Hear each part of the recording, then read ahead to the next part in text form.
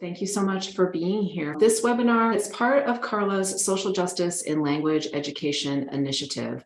And so we are implementing, starting this year and over the next 4 years, a webinar and workshop series. Each one treats a different topic related to social justice in language education. And today our webinar is on amplifying Asian voices in curriculum design and instruction. And our presenter is Kaishan Kong. Kaishan has a PhD from the University of Minnesota, so she's a longtime friend of CARLA, and she's currently associate professor in the Department of Languages at the University of Wisconsin-Eau Claire. Okay, Kaishan, take it away. Thanks a lot for being here. Thank you, Kate. Good afternoon, everyone. Thank you for coming to my presentation today. I want to thank CARLA for this opportunity and also thank Kate for the kind introduction. I'm Kaishan Kong, teaching at the University of Wisconsin-Eau Claire, and I'm currently in my office. And in today's very short webinar, I want to touch upon these elements. I want to give a brief introduction of my interest. Why am I intrigued into research and study and read on this topic? I want to share a recent research publication and some of the findings. And based on the findings and the framework I generated from my research, I would like to offer some suggestions to the colleagues and the participants today. I also want to give a very brief introduction, a sneak peek of a workshop that's coming next week. And I welcome your questions and feedback at the end. So I've always been interested in the cultural communication topics, but my particular interest in this field, Asian studies, anti-Asian hate, social justice, was really intrigued by the social volatility in recent years within the United States. And frankly, it's beyond the United States. In many other countries, we also saw anti-Asian hate. So Asian Americans have been the scapegoat, be seen as the scapegoat as COVID-19. And also we saw a huge increase of anti-Asian hate crime. According to the Center for Study of Hate and Extremism, in 2021, the anti-Asian hate crime increased 339% compared with the year before 2020. In many cities within the United States, the number also exceed the record number in 2020. So to me, it seems like discrimination and racism targeting Asian Americans become more and more explicit and obvious. And like many of you, I'm an immigrant from China, originally from China. So I feel that over the past few years, I personally felt very scared, and professionally, I felt the urge and urgency to address this social justice, Asian voices, and to address this societal cancer in our classroom.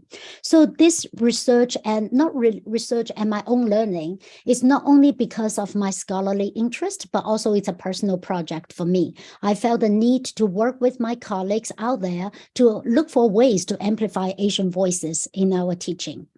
It's a personal journey and personal project for myself.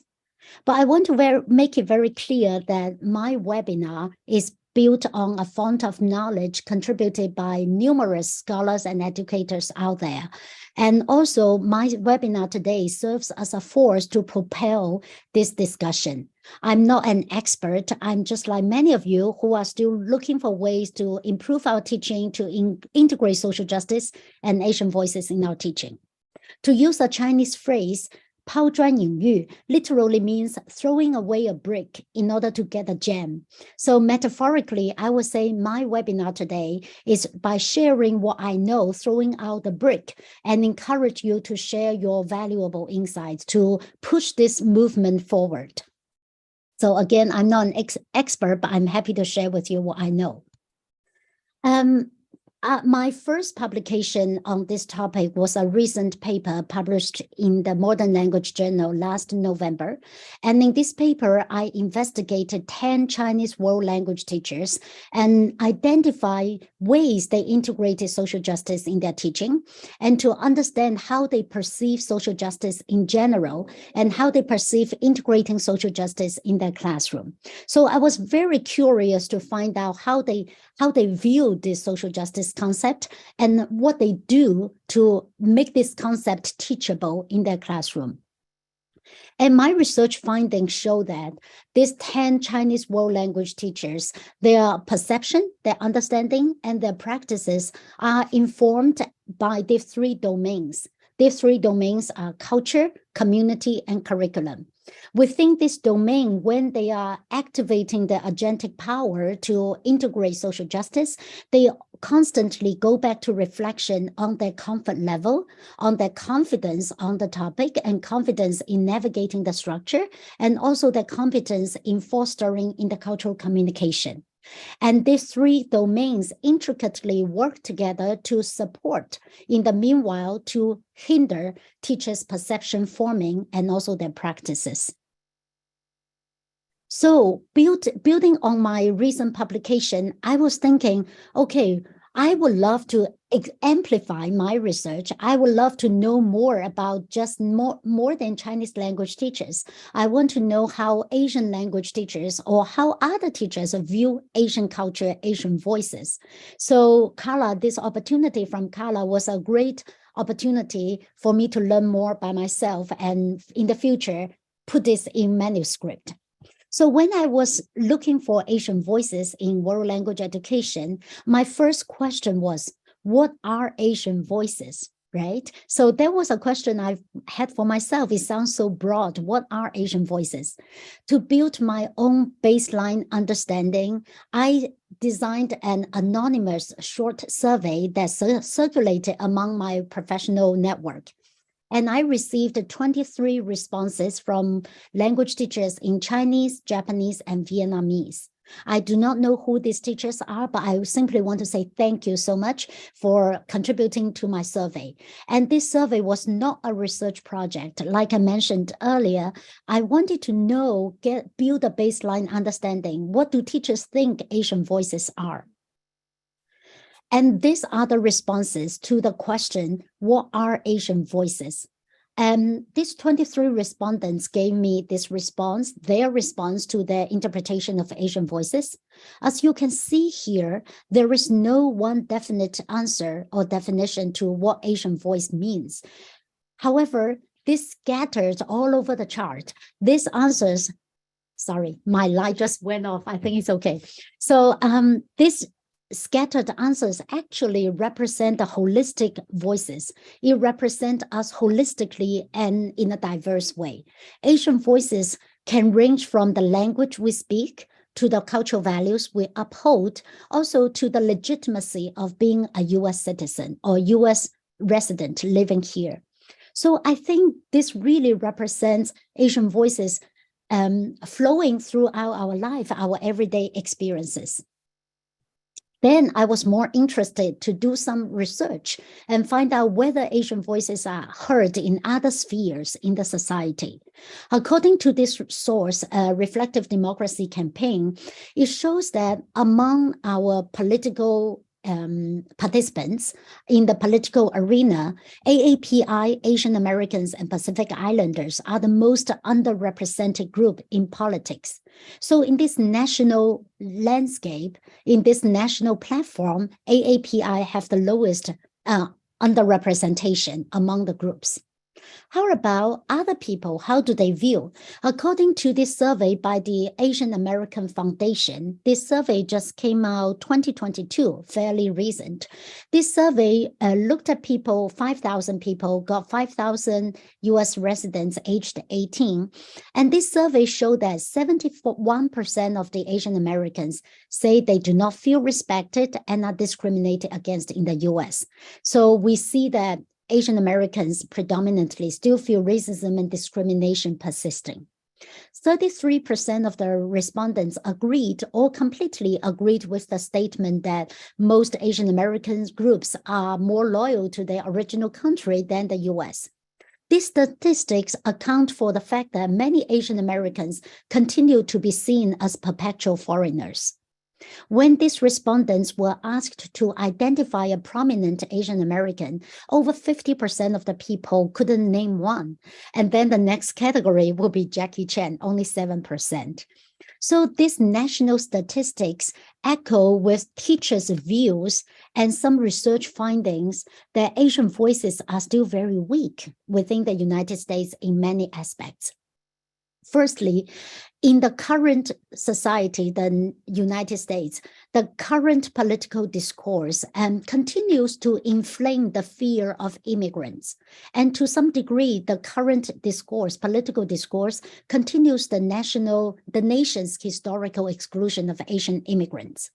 Secondly, I find that Asian voices are still very invisible and weak in larger platforms, such as the national political arena you just saw, to smaller platforms, smaller contexts, such as your school district, such as your higher education administration. How many positions held in upper higher administration are held by Asian Americans? Also, I feel that the inactivity of teachers or lack or insufficient advocacy work from our Asian teachers could be influenced by the Asian culture, especially those cultural values that promote humility, harmony, and conformity. Part of the reason why we don't see as many as we wanted Asian teachers to join the advocacy work, also because of teachers' comfort level, due to the lack of subject self-claimed limitation in the subject matter. And like I mentioned, the cultural values. Of course, we cannot deny the job risk. The risk of job security is also a factor. So what do this mean to us world language teachers? I feel that one of the implications for world language teachers is to connect Asian voices in our teaching within the classroom and beyond the classroom. Because if we only talk about Asian voices within our classroom, that means the discussion kind of occurs in a bubble, and this bubble being the classroom walls. Students may not have the opportunity to really go outside to see the real life heterogeneous Asian Americans experiences. So what can we do to extend our Asian voices teaching and learning beyond the classroom walls? And secondly, I think as teacher educator myself, I need to think about how we can tailor professional development workshops to meet teachers' different needs from our world language teachers. Our different needs can be manifested in teachers' comfort level in addressing this topic. How can we help teachers lower the fear and feel empowered, feel legitimate to address this work? Also, how teachers feel comfortable with their pedagogical design level, or whether teachers need materials, or whether it's culture, or whether it's subject matter. And we've seen more and more professional development opportunities and training for teachers, but many of these probably still stay on the level talking about the importance of doing so. And I see that many teachers see the importance, and how are we going to do it to start making concrete changes would be more pressing now. Also, I feel that amplifying Asian voices in our teaching in world language education not only benefits our teachers for the time being, it also empowers teachers personally, because many of our Asian immigrant teachers, they have their children, and their children are the second generation in the society.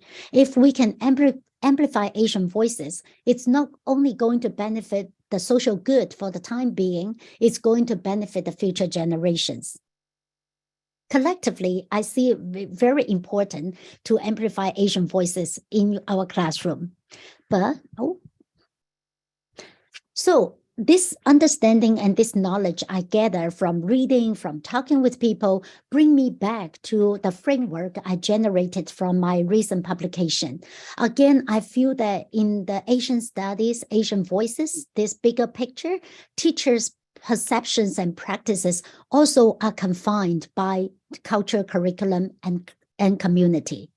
So what can we do to amplify Asian voices in teaching? For the following slides, I'm going to refer to the framework I just showed you and offer some suggestions for our world language colleagues. For the community, we all live and work in different communities. And I think there is something we can do, even smaller steps we can do to bring the community together to support our work. Firstly, I would suggest teachers identify allies. These allies can be your administrators who have the actual power, administrative power to make a change. These allies could be our colleagues, and do not feel that our allies have to be colleagues who are teaching Asian language or Asian subjects. Our colleagues in other different subjects can also be our allies because we can amplify Asian voices and make Asian voices flow between subjects, create interdisciplinary collaboration. Also, our allies can be our students too, especially if some teachers, their students are Asian Americans themselves. I think they see the need and urgency and for their own good for the future to join you in this work. Identify who will be helpful, who have the potential to support this line of work. Secondly, I will encourage our world language teachers to join professional organizations to propel the advocacy work. Over the past 5 years, I myself have seen skyrocketing number of professional organizations from the national level to professional or language specific or regional level. So I would encourage everyone to find opportunities to be audience, simply attend a webinar, to increase your interest, be a volunteer on these organizations. Also, when opportunities are available, take on a leadership role and start asking people, amplifying your own power, activating your agentic power to have people join you. So personally, I would encourage everyone to do so. Also, I think it's important for teachers to articulate clearly what they need, because sometimes it can be challenging for your administrator to come to you and say, okay, I'm on board. I want to work for you, work with you to amplify Asian voices. What can I do? It can be challenging for teachers to pinpoint specific things because there is so much that needs to be done and so much that can be done, right? So I think finding specific examples finding successful examples, successful cases around the country and borrow the language and see, okay, this will be my need. Will your need be increasing your professional development budget so you can go to useful workshop? Will your need be increasing the subjects related to Asian culture in your school? Will your need be offering higher administrative positions for Asian immigrants? What will be your need? It's important for us to articulate achievable goals within your context. And yeah, let me see. Yeah. Also, in the curriculum and instruction, sometimes it's not easy to say, well, after the webinar, I'm going to dive in, I'm going to do substantial subversive work. It's not that easy because it's a long journey. And I think in order for us to make concrete changes, it's important for us to really know the learning climate in our context. Learning climate refers to the physical learning, intellectual, social, emotional environments where your students are learning.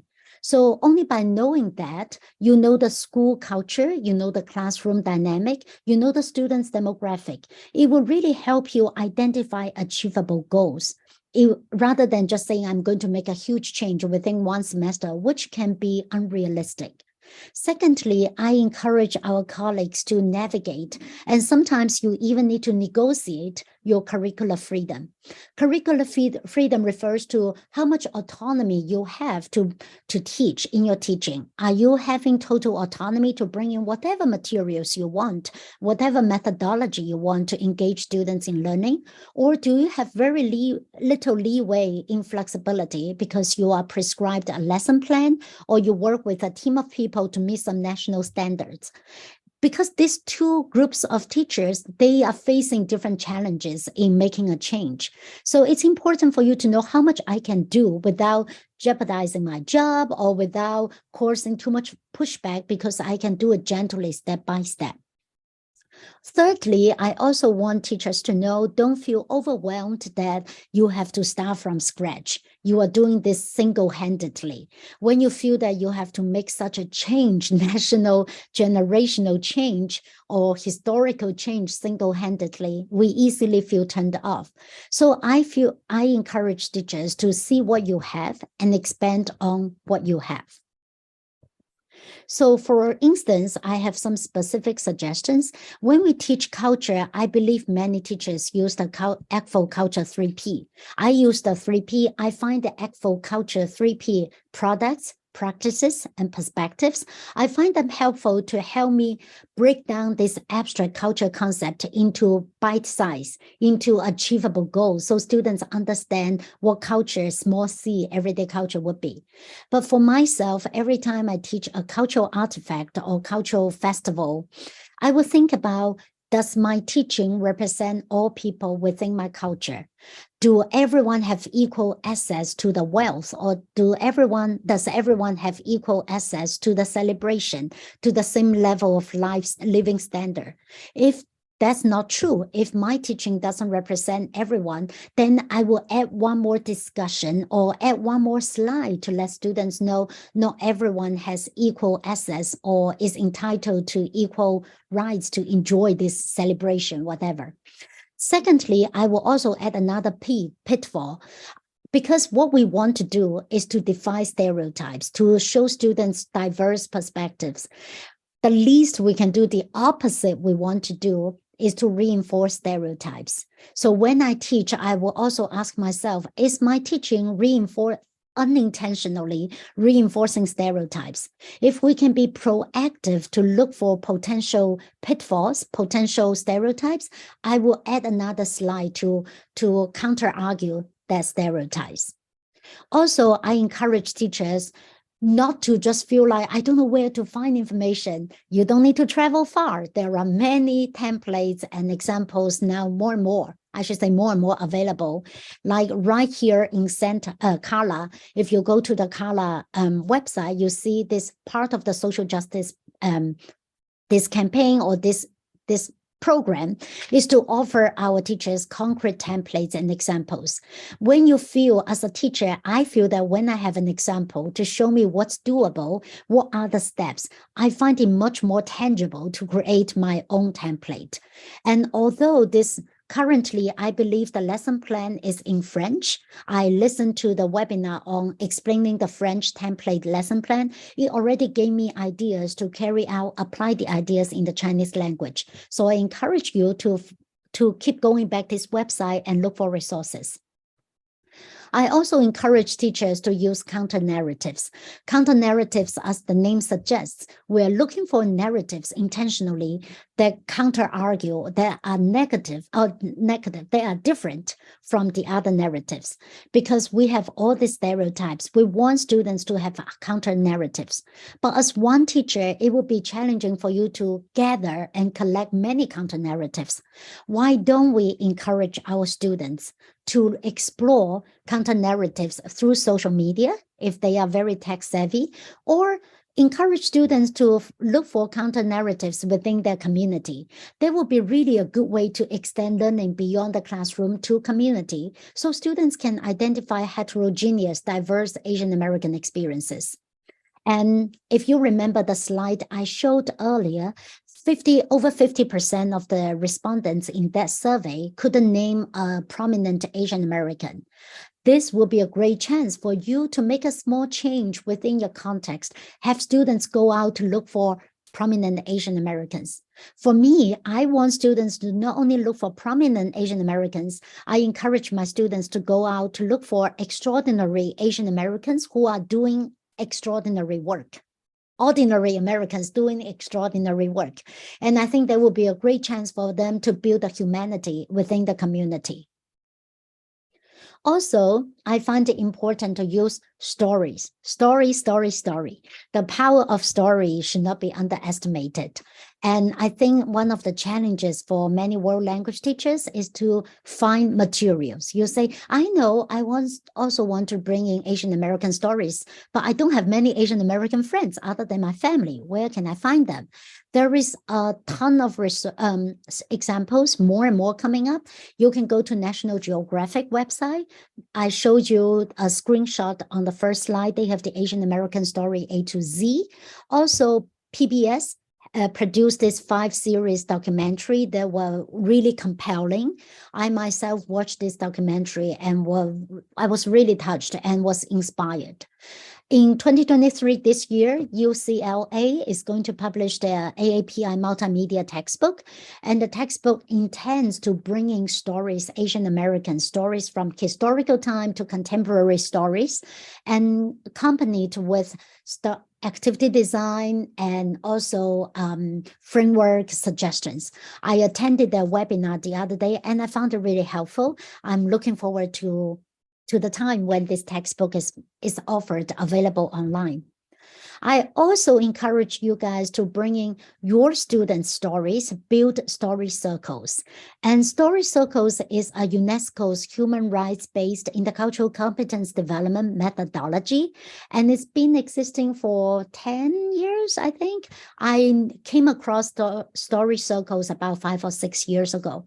And story circle, the purpose of this methodology is to connect students and people, no matter what background they came from, connect them together to seek common humanity and to build students' empathy.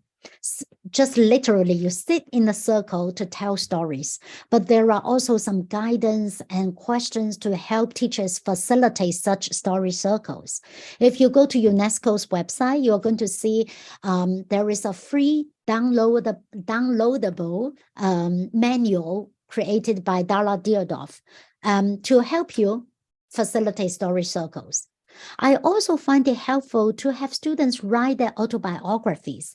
This could be very mini autobiographies, but the purpose of this method is to help students make sense of intercultural encounters. Intercultural encounters is not a new concept. In the US, people talk about intercultural encounters, making sense of that. What does your intercultural encounter mean to you? What does it engage you to think about? But AIM, Autobiographies of Intercultural Encounters, is a tool developed by the Council of Europe to help students to discover their own stories, how their own stories represent intercultural encounters, and how they make sense of that. It comes with a list of activities, and you can get some ideas from that. But I think fundamentally, I see the power of personal stories and personal experiences, because it would be easier for people to say, I disagree with your view, but people cannot say, I disagree with your experience, because we are the people who experience that, and that's very powerful. There will be a great way for us to bring in our voices, literally our voices, to the classroom.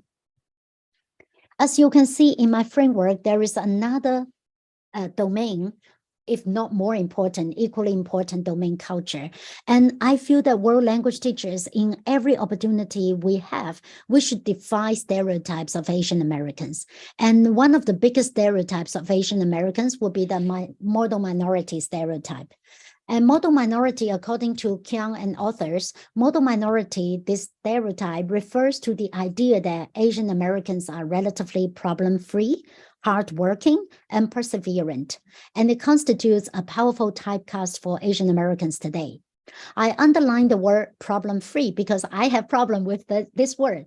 I feel that by picturing Asian Americans as a group as problem-free people, I feel that it automatically takes away the legitimacy of our advocacy work. Because whenever you want to voice your opinion, they'll say, well, you all problem, you will feel like I should be a problem-free person to fit in that stereotype. Or people will say, no, that's no problem. Remember, you're doing well, you're hardworking, you should be problem-free. And it takes away the legitimacy. According to researchers, although some Asian Americans interpret this model minority stereotype in a positive light, according to researchers, this model minority stereotype has very damaging and harmful consequences to Asian American and other ethnic groups. The first one being inaccurate masking of heterogeneous Asian American experience. It takes away the social emotional struggles and negative experiences many Asian Americans are facing. And it's negating and it's ignoring the discrimination we have. And the second risk or second consequence would be racial triangulation and threat to relationships. According to the researchers, if Asian and when Asian Americans are portrayed as model minority, keep low profile, problem-free, when other non-Asian ethnic groups claim their needs, advocate for their needs, then they will be portrayed as complaining and also disruptive. And this would not be good because it fosters the racial tension between Asian Americans and other non-Asian ethnic groups. Last but not least, according to Tuan, this is a relatively older research, but I think it's powerful to say that when Asian Americans are portrayed as model minority, we are considered as honorary rights, which seems to be a step above other ethnic groups. But the reality is that we are still confined in the trappings that perpetuate racial discrimination and perpetuates racial stratification. It alienates us from other people. So while it's superficially, it sounds good, like we are hardworking. Yes, correct. We are perseverant, which is also an Asian value. Yet the consequences will be more damaging and harming. What this says to us world language teachers in our context is to find every opportunity in our teaching, in our participation in social events or administrative events, we should defy the stereotypes. Well, this is a summary of what I wanted to share today, and I think it's important for us to define Asian voices in our context. And I think it's important to identify achievable outcomes. When we know what Asian voice means to us at this specific time and this context, we're able to find achievable outcomes. It's important to connect with allies. You may feel that, well, my context is unique. I teach a small program. No one really knows what I'm doing. No one supports. It's difficult for me to make a change. You may feel that alone in your office, but once you join professional organizations, once you join more discussion on this topic, you will realize that you are not alone. And there are many people out there who are doing work that may be in the similar context as you. If you throw your stories out, you are more active to join this kind of organization and discussion, you can share, compare notes, and borrow experiences from each other to amplify your voice within your context. Defy stereotypes by bringing in counter narratives and stories. Stories can be student stories, can be your own story, can be other people's story. During this process, I'm sure inevitably we are going to feel frustration, powerful, empower, disempower, all kinds of feelings, mixed feelings. I would suggest everyone remain resilient because it's a journey. We are all navigating together. So, like I said, today's webinar, I just want to share what I have found in my reading and by interacting with teachers. I'm not an expert. I just want to throw this out so I can elicit your invaluable insights. Well, here are two very useful papers for me as I prepare for this webinar. I also want to take this chance to thank CARLA for their continuous work and exemplary work in the nation for fostering social justice in teaching. I want to thank again my participants in this anonymous survey. I don't know who you are, but thank you. When I was preparing this workshop, I got a lot of support from my aspiring colleagues / inspiring friends, Dr. Andy Wang and Dr. Bing Mu, who spent their time brainstorming ideas for me. I also want to thank all these people out there who are doing work in this field to build this font of knowledge for me to use. Last but not least, I thank you for your listening and I appreciate your dedication. I think it's not easy to take time from our busy schedule to join this webinar. I just want to say thank you and I welcome your questions and feedback. Thank you, Kaishan, for this wonderful and engaging webinar. So much really wonderful information that you provided for us. So we will be posting many of the resources that were mentioned in today's webinar on the CARLA website. There'll be a site where we are going to put the webinar, resources from Kaishan's workshop, on the CARLA website. So I want to thank all of you for coming today and for your active participation in the chat and your excellent questions for Kaishan. And we especially want to thank Kaishan for this wonderful and engaging webinar. And I'm so excited for the workshop on Friday. Thank you so much for your participation. Bye. Thank you, everybody. Have a great day. Bye-bye.